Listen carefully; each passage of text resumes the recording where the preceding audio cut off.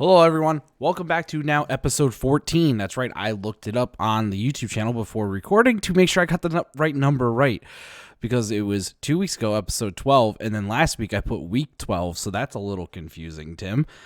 However, it is episode 14 then of Gridiron Dynasty, a fantasy football podcast. I am here with my co-host, as always, Mr. Patrick. Pat, say hi. Hello. Okay. We're going to do another short one tonight, tomorrow, Sunday morning. I don't know when I'm posting it. Probably Sunday morning. So, we're getting towards the end of the fantasy football season. 12-team leagues, you should be on your last 2 weeks of the regular season in a 3-week playoff. 10-team leagues, you should be 3 more regular season weeks and then 2 weeks of playoffs. So, we're just going to talk about... We're going to have an episode right now that we're recording, obviously. And then we're going to be recording one on our normally scheduled day, hopefully next week. If real life happens, then we kind of don't have a choice. But tonight, whenever this is being posted, we are going to be discussing what to do if you're not making the playoffs.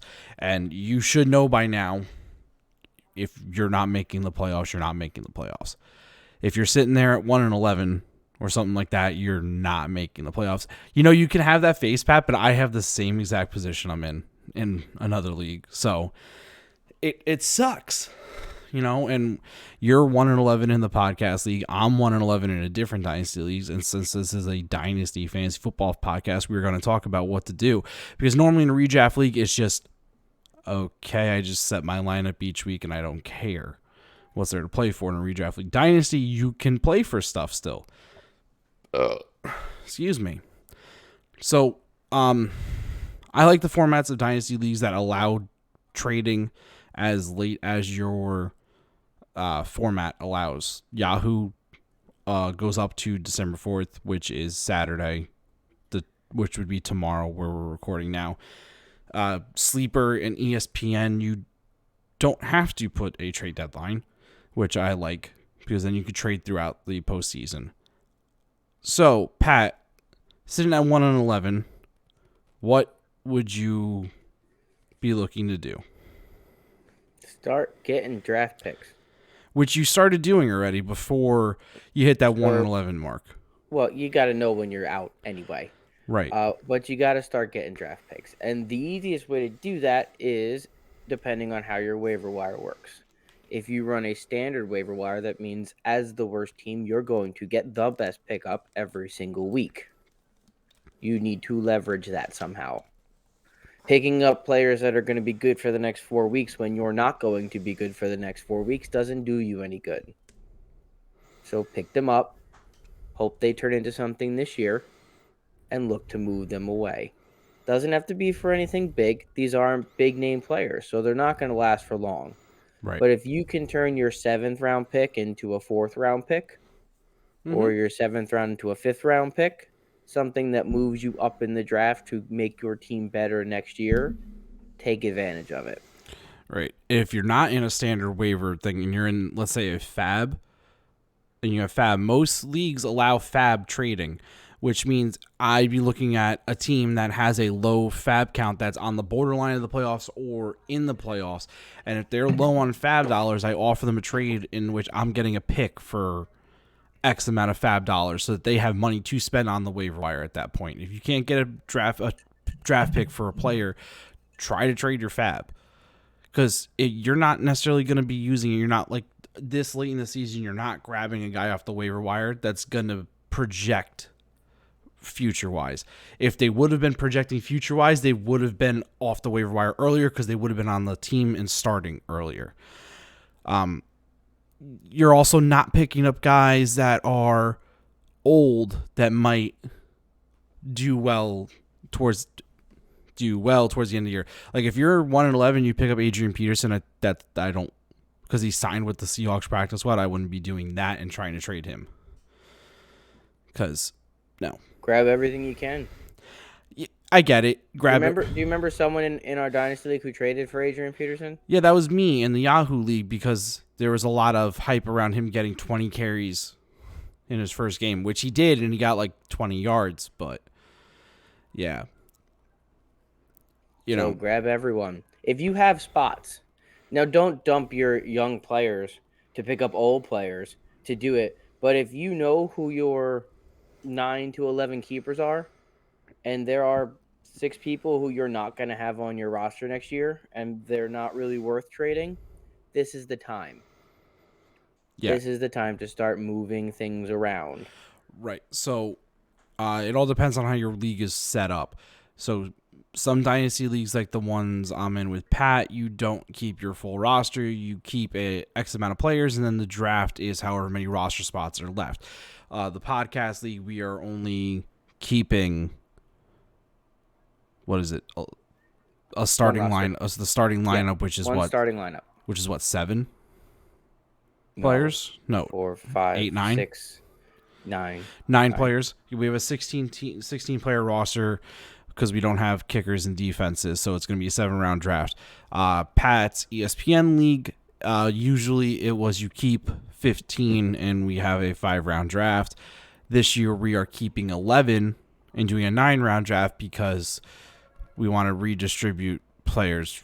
I think Because some people suck. Okay. And in year fucking 12 or whatever we're in, it's time to do something besides just watch teams suck.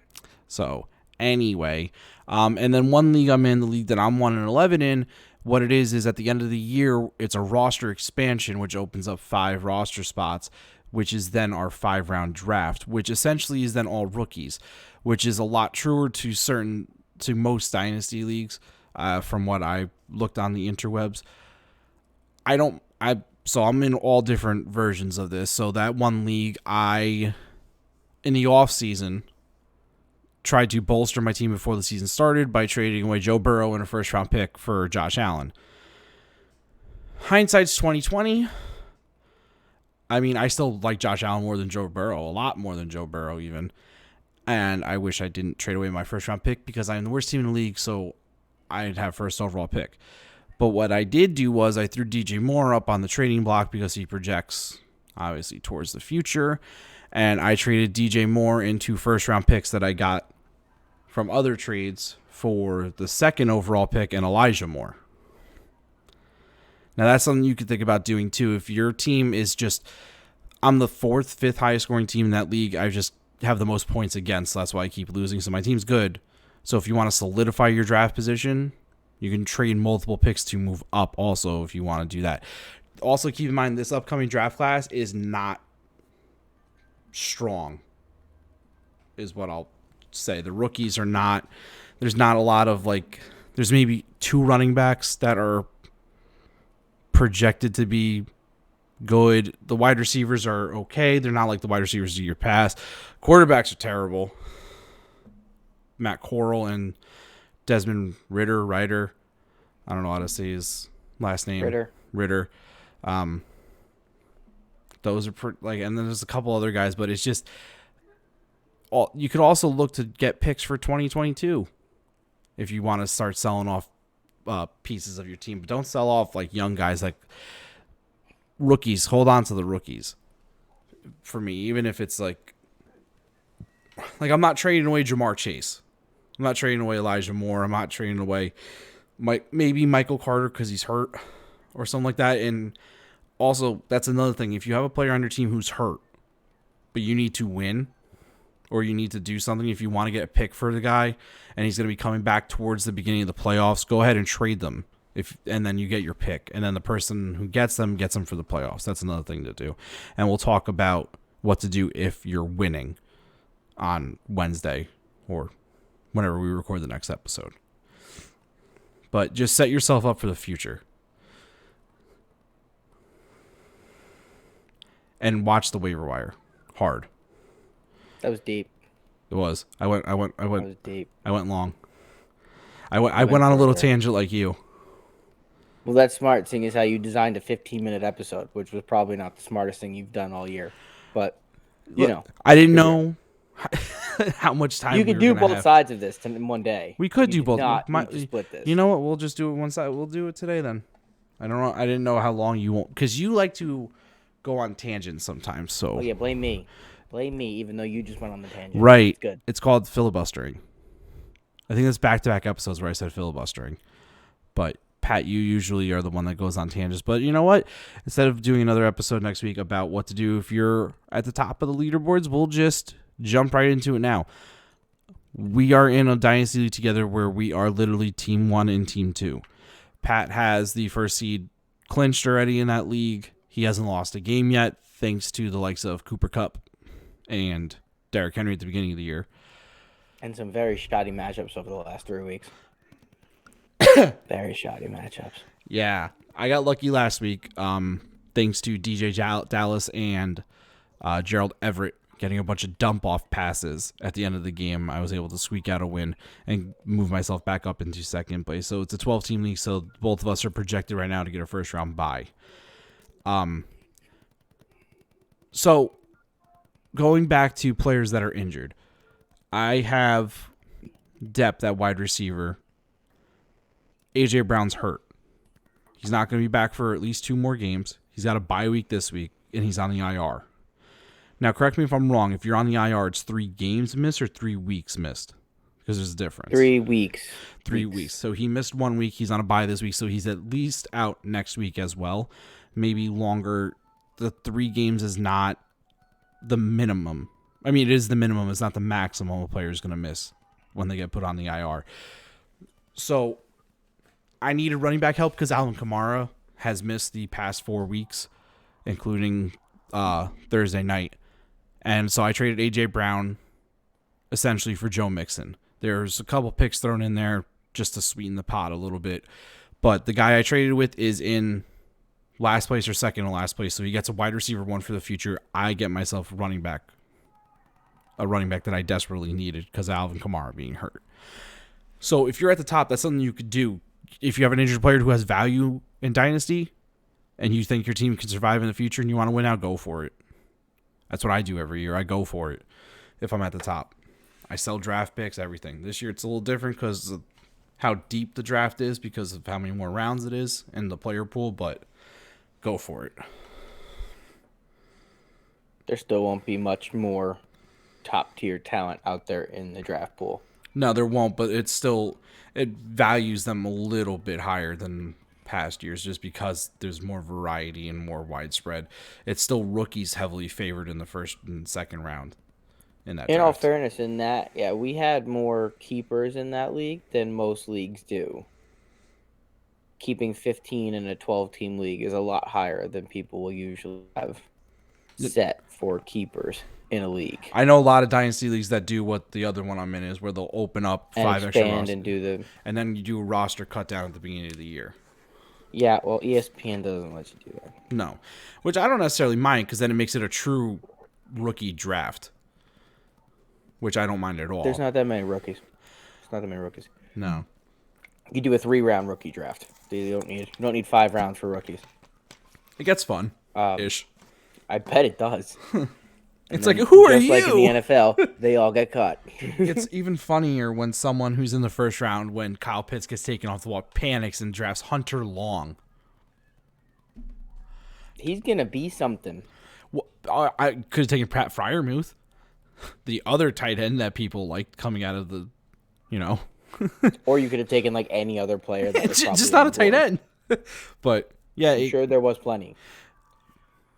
Yeah, no. If you're in first place, you got to give up some stuff, and that's where the people in first and the people in last usually are the ones who end up getting together and making some things happen. They're the ones that most want to solidify their spot. They want to finish in first. They have a good team, and someone gets hurt. Mm-hmm. Their running back goes down. They had 2 top running backs, and now they only have 1 running back. And they didn't spend any time on the waiver wire or anything else because they had 2 top running backs, and they were never going to worry about it after that. Now they have 1. And then he gets hurt. And then they have 0. And fortunately, they play 2 teams that don't break 100 points. Ooh, that was close. I wonder who Pat's talking about there. I don't know. Random Maybe thing. Maybe like Clyde Edwards-Helaire gets hurt, and you're like, oh my god. And then Derrick Henry gets hurt, and you're like, oh my god. And then you're starting.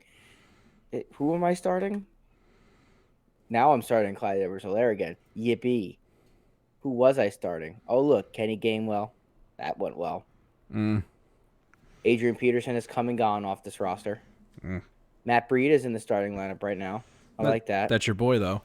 I like that. I do.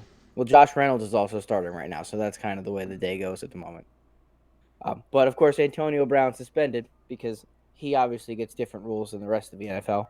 So, when he misrepresents his vaccination status, he gets a 3-game suspension. When certain quarterbacks misrepresent their vaccination status, they get to play the next week. So it's fun to see how there's a slight differently. difference between the two scenarios. Is there? Yeah, Is there? Antonio Brown falsified a government document and might actually be looking at jail time. The NFL suspension was specifically for misrepresenting your vaccination status. It wasn't for having a forged card. I think now, if it was for having a forged vaccination card, that would be one thing.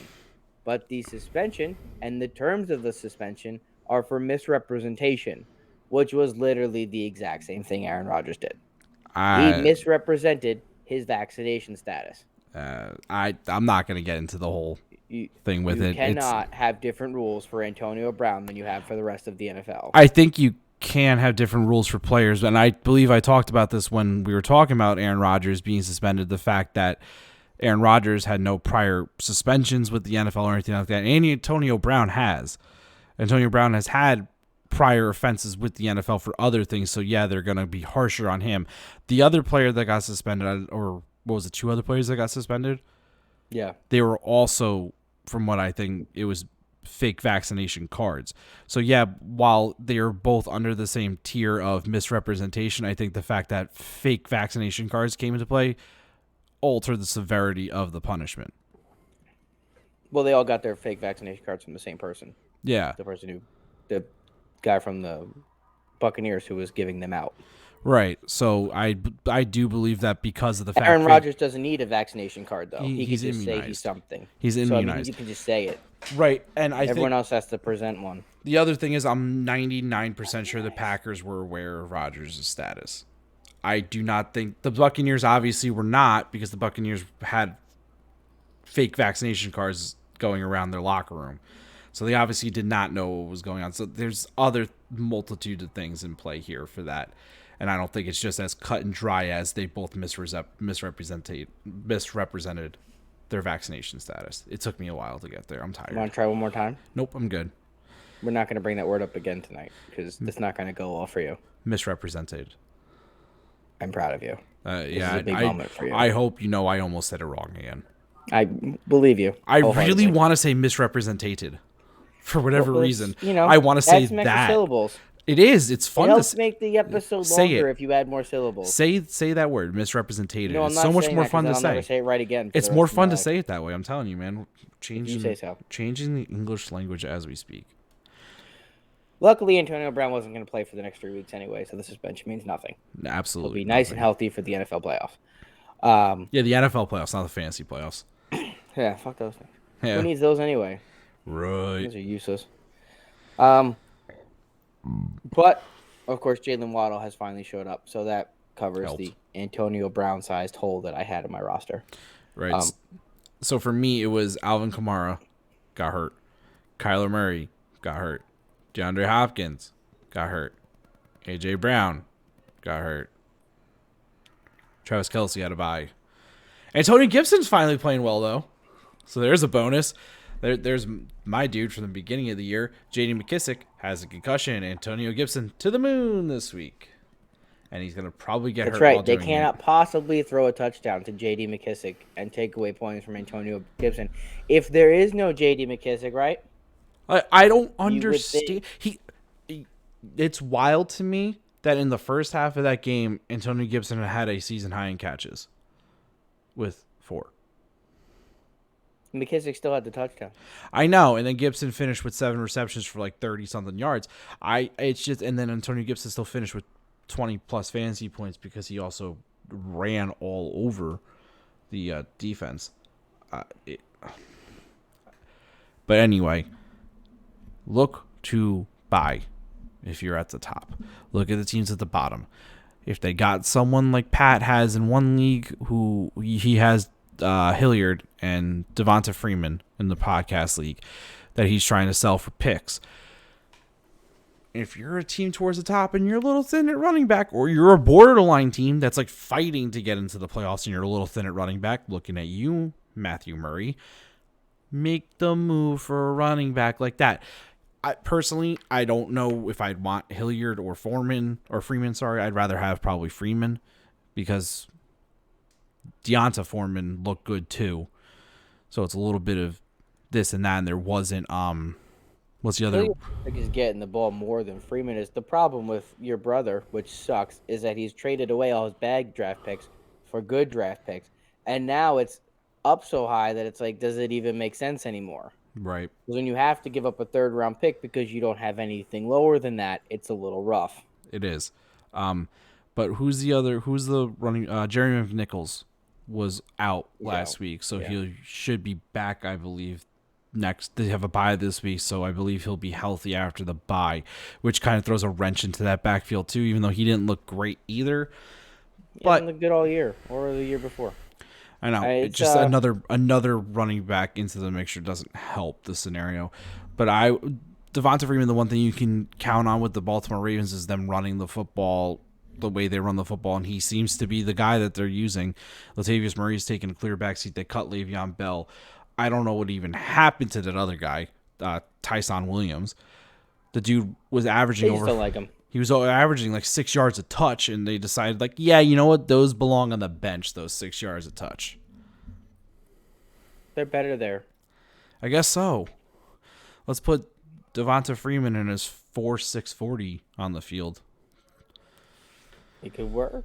It could work. So far, it has worked. Yeah. And it's got, I guess, smaller legs. I don't know. I don't really know how it works, to be honest with you. I don't know how it's working. The rules here. I don't know how it's working for him. But it's working. It's still also in the other podcast I listen to, because I don't just listen to us. Todd Gurley has never been brought up once by any of these teams bringing in running backs. The Seahawks signing Peterson to their practice squad. The Titans signing Peterson. None of these teams even remotely sniffed around Todd Gurley. So, which is unfortunate. How old is Todd Gurley? 25? 26? He's young, but you can't have those knee problems and get back on a team. Which is it sucks, because if we were doing this podcast 2 years ago, 2.5 years ago, maybe we'll go 3, Todd Gurley would have been the hot commodity. You're trying to get him at running back. You're trying to get him. It's just that's so one thing to note is the running back position is incredibly fluid.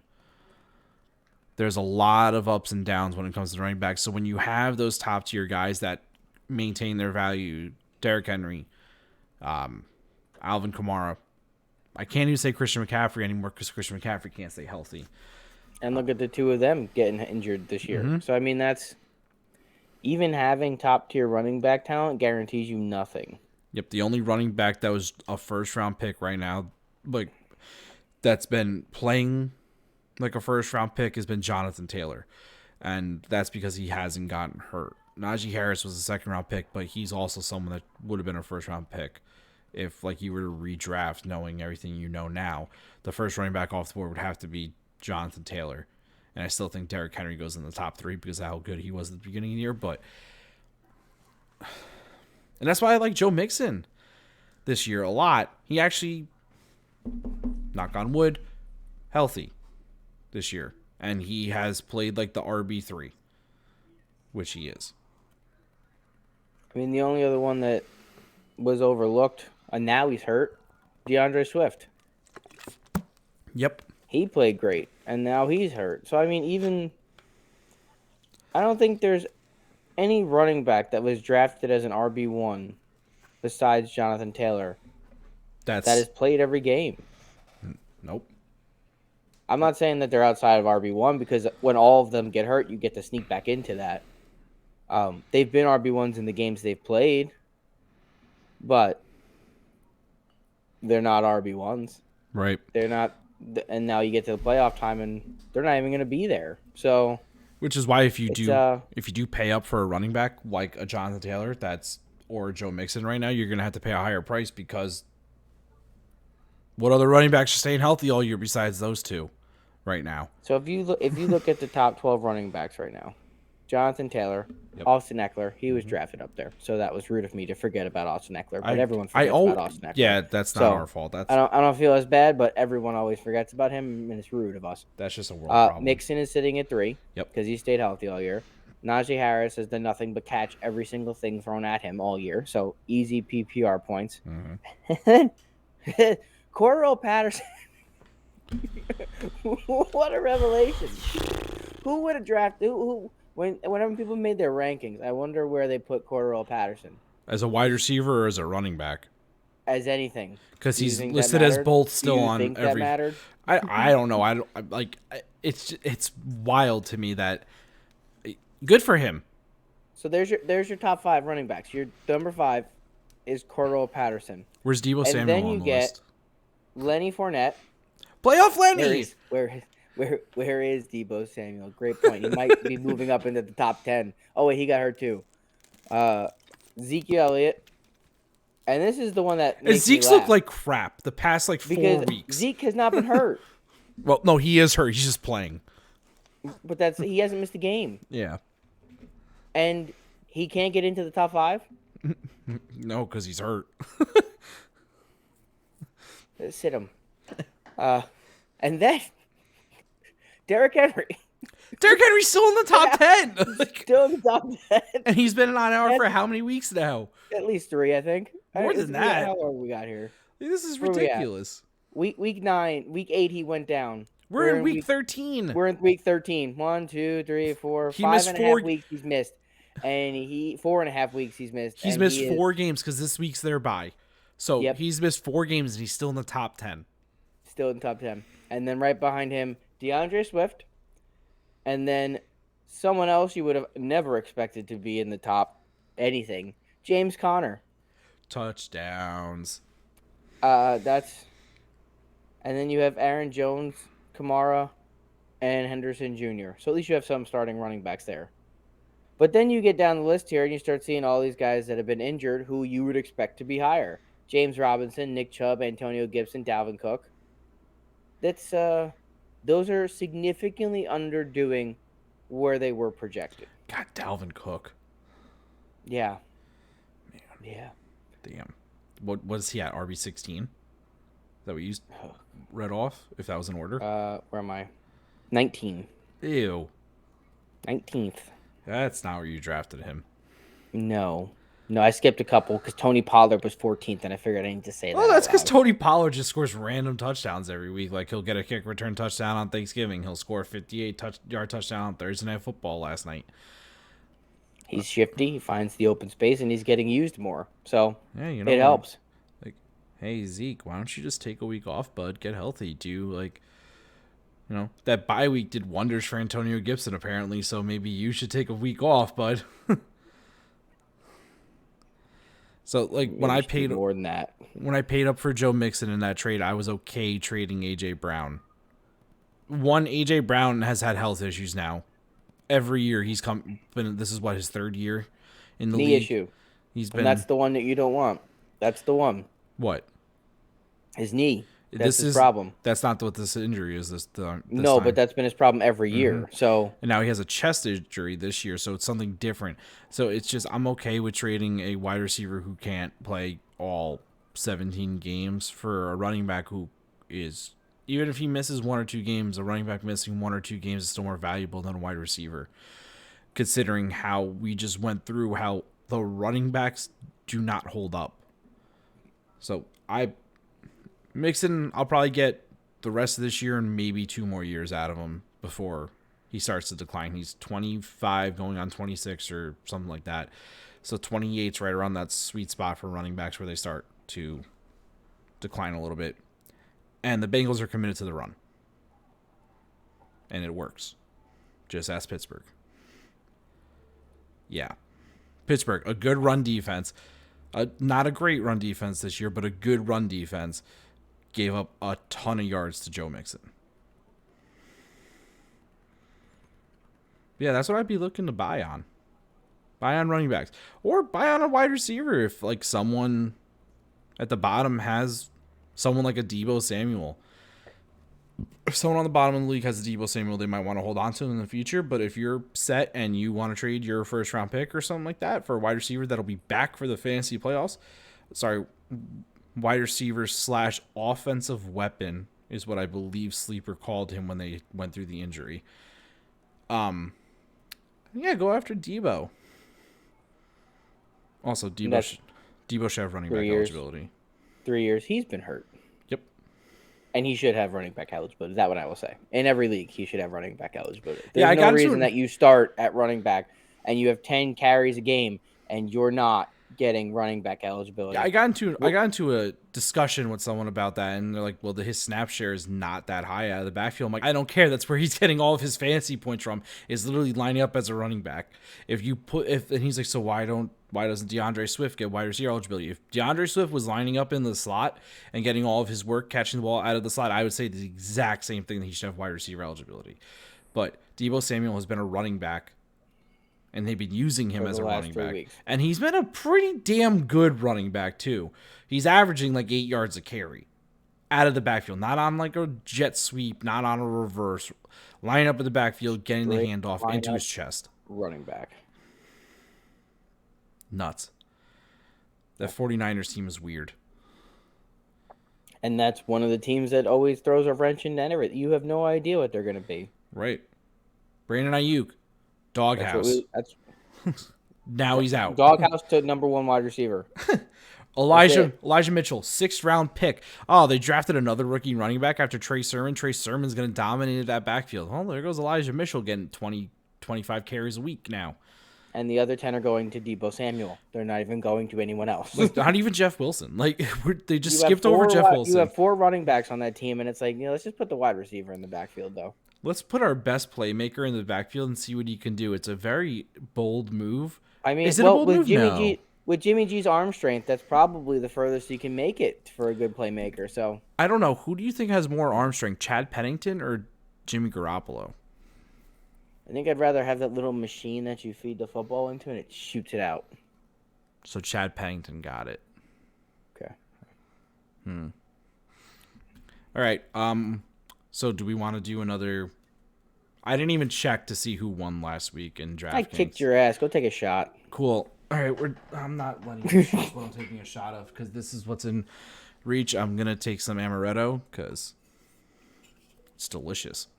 That's why. Good reason. Cheers. Good reason. Oh, it's just so good. All right. You pulling up DraftKings, Patrick? I am. My DraftKings team sucked last week. Oh, so did the Devils. Pat, the Devils lost 8-4. Hey, at least your team got to play. Islanders didn't get to play? No, they were out for COVID. Are the Islanders out for COVID or were the other team out for COVID? No, Islanders were out for COVID. 2 weeks off. They just came back and lost in overtime. It was lovely. Have you done the flash drafts on this, like in the middle of the game for like a quarter? My brother won over $100 doing it.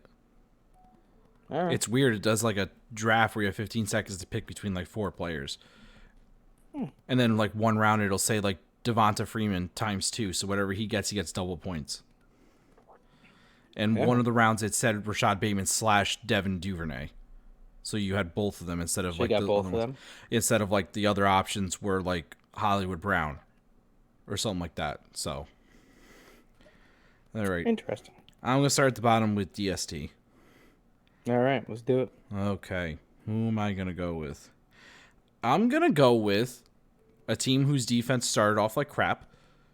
They were projected to be a very good defense this year, and they've been playing like a good defense somehow with their best defensive player getting hurt recently. And I'm going to go with the Washington football team against the Raiders. Because no Darren Waller. Deshaun Jackson's a little hurt. I think he's going to play, but he's still a little hurt.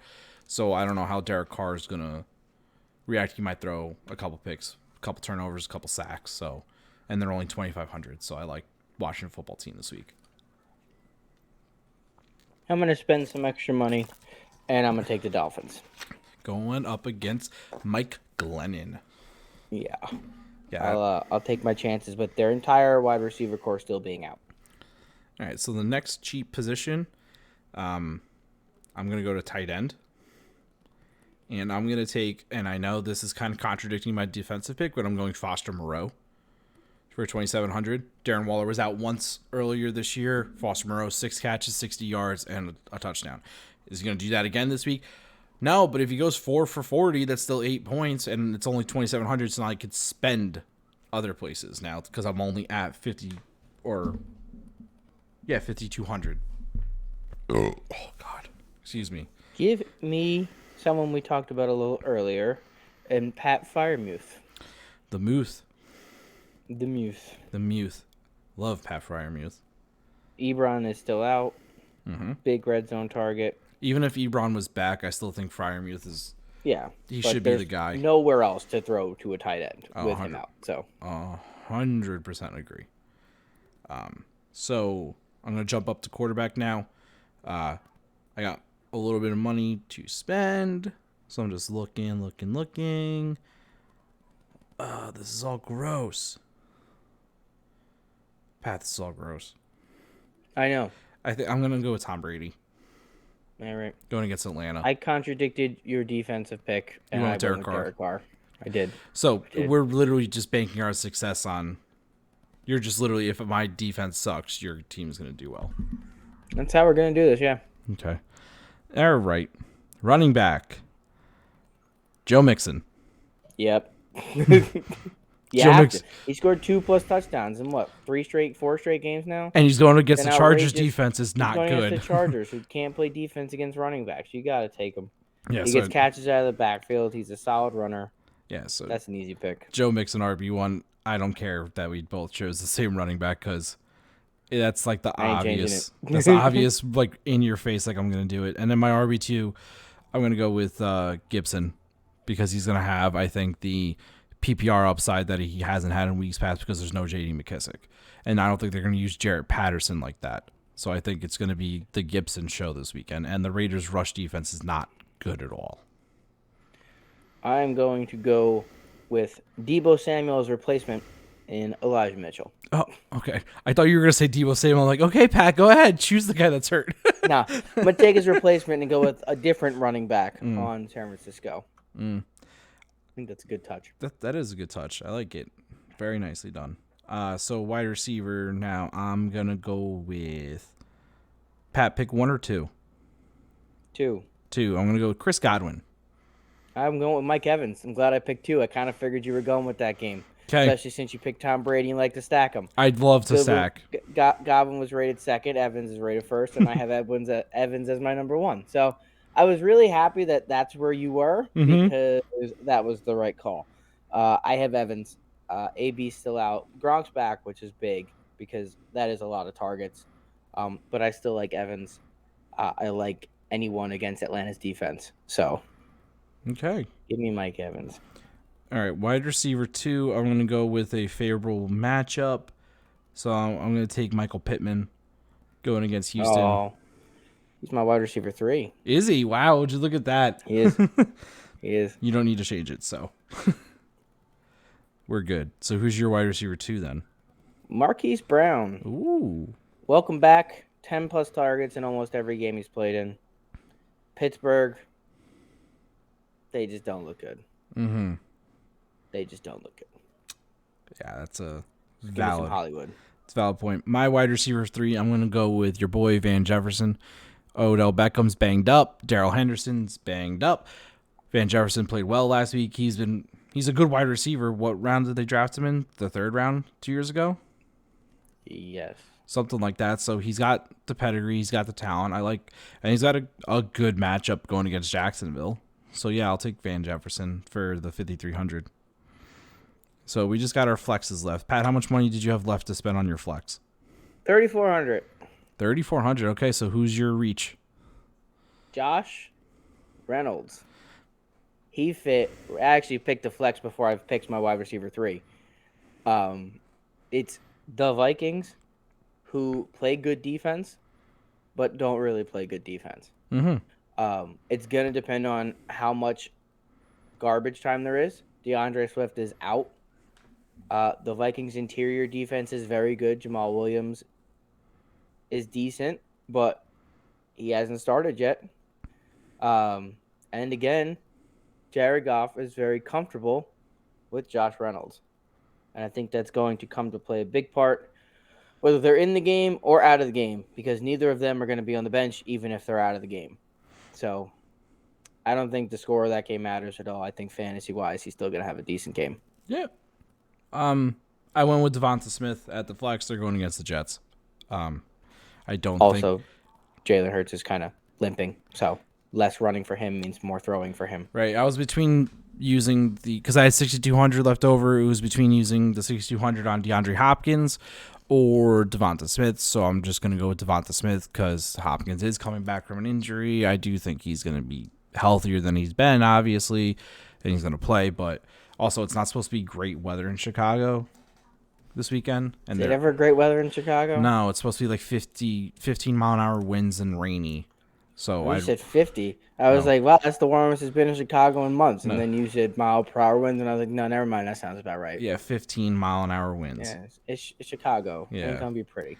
So, and like I said, they're going against the Jets, the Eagles. So, yeah. Yep. Yeah. Okay. All right. Well, that'll do it for episode 14. I barely messed up tonight talking. I just couldn't say that one word that we're not going to say again because I don't remember what the word was. But have a good night, everyone. Good luck going into the fantasy playoffs. Just do what you can to win or do what you can to make your team better in the future. Pat, anything you'd like to say before we go? Nope. Okay. Good night.